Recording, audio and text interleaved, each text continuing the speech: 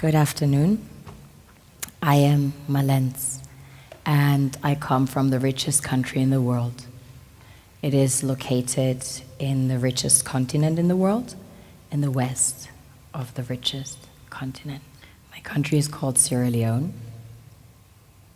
On the surface, we are blessed with infinite beauty and abundance of flora and fauna, producing the most exquisite harvest of coffee, cocoa, fruits, vegetables, and caoutchouc. You name it, we've got it. We also have diverse wildlife and vast marine resources,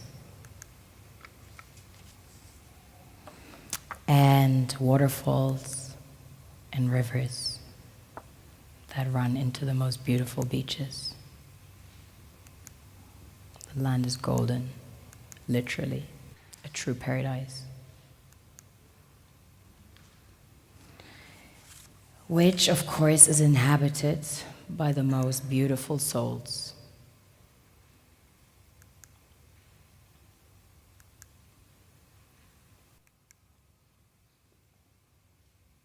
We have a very strong cultural heritage. In fact, Sierra Leone had the first sub-Saharan university.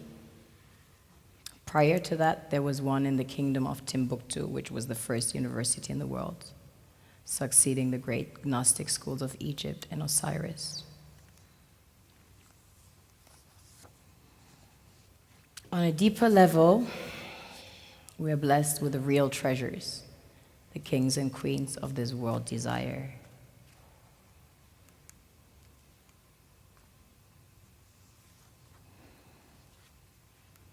This was the largest alluvial diamond ever found. It weighs almost 1,000 carats, 969 to be precise. This beauty was found by an old lady in her backyard about 2 years ago, 125 carats. Some people mine gold in their backyards. That's quite common. Besides gold and diamonds, we have about 20 precious minerals that have been discovered as of today. We recently started extracting huge petroleum reserves that have been discovered. We have platinum, ilmenite to make titanium, rutile to coat jets, iron ore, the largest iron ore deposits in Africa, the third largest in the world. Tantalite, also known as coltan, used in your mobile phones and computers. Bauxite for aluminum production. Zinc, chrome ore, copper, coal, phosphates, potassium, salt, lead, granite, asbestos, nickel, zircon. Furthermore, we have exquisite timber like mahogany, antique. And we have the most beautiful stamps in the world. Of course, the West needs Africa's resources most desperately to power airplanes, cell phones, computers, and engines. And the gold and diamonds, of course, a status symbol to determine their powers by their core and to give value to their currencies. One thing that keeps me puzzled, despite having studied finance and economics at the world's best universities, the following question remains unanswered. Why is it that 5,000 units of our currency is worth 1 unit of your currency, where we are the ones with the actual gold reserves? It's quite evident that the aid is in fact not coming from the West to Africa, but from Africa to the Western world. The Western world depends on Africa in every possible way, since alternative resources are scarce out here. So how does the West ensure that the free aid keeps coming?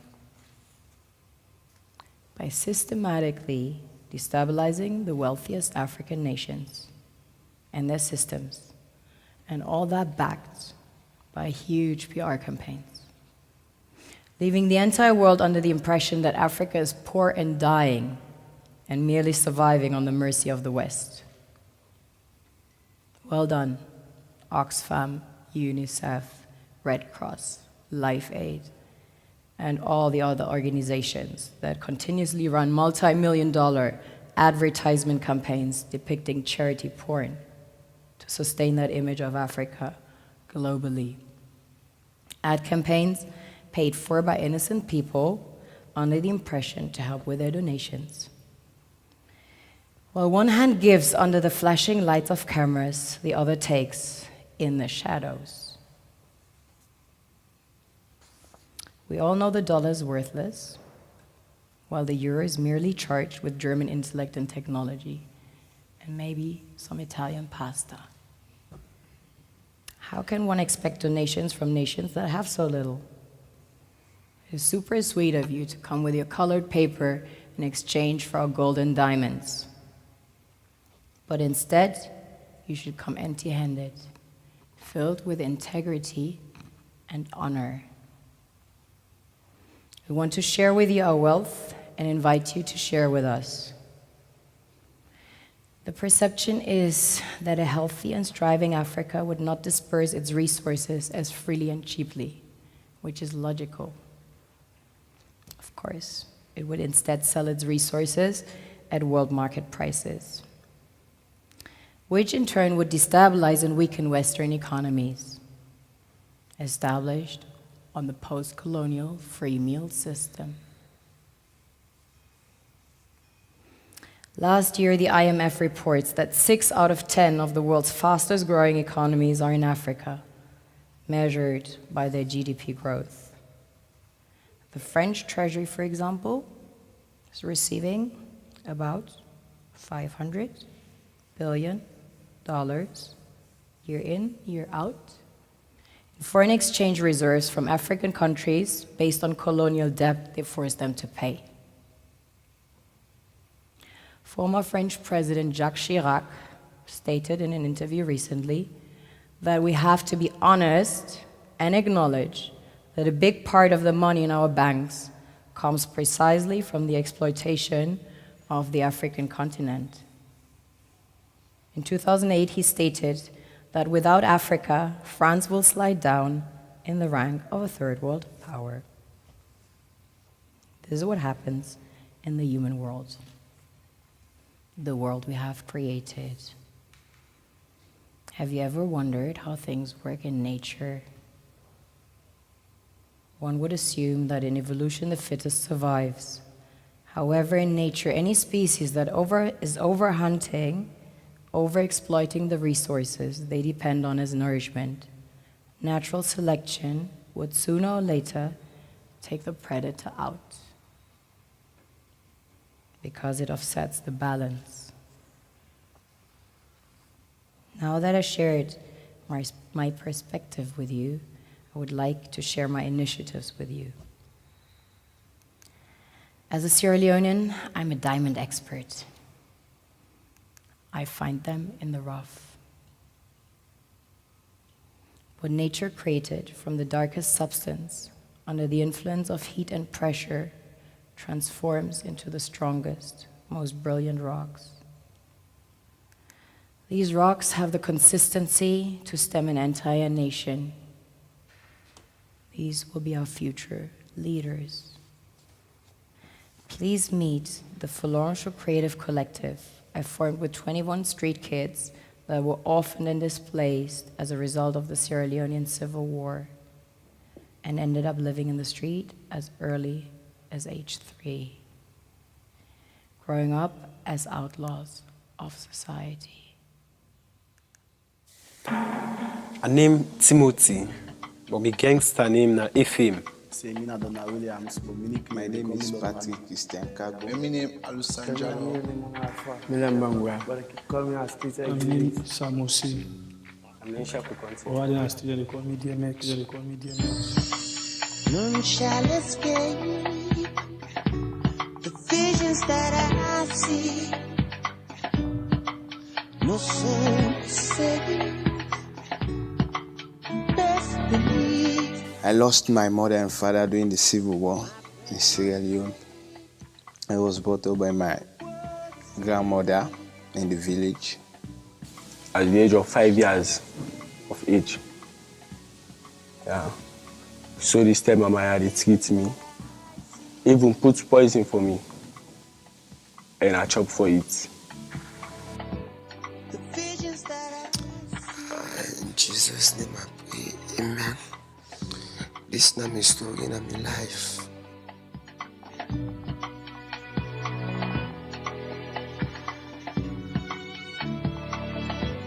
I would not the man who formed la base. Yes, I would not the first man who begin lock la base. Stay other gangster the Kaisai la base. And la base is it now. The team, all man fearful of the team. The visions that I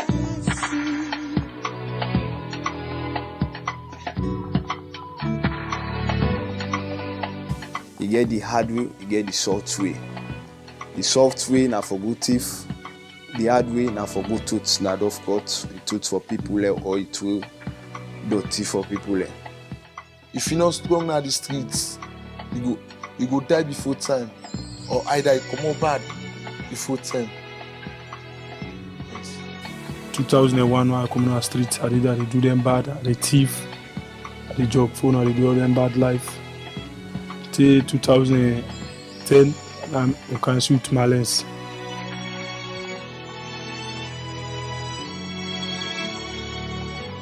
From the street, he take me to school, he go put me in school. I did live fine now.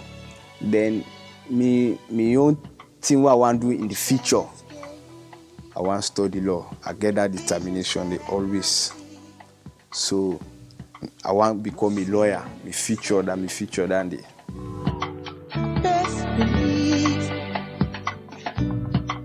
my breath must break. My future plan, see what I able to do for help me own family. Because I don't decide say I want to go to school, I want to be international businessman. So me some of me company the way they live their wayward life there, I wish them back go change like me. For let them go they left them style here, and then they imagine say all the rough style here not fine for mortal man. Mortal man, I more possible for the reason and wish for better future in this world.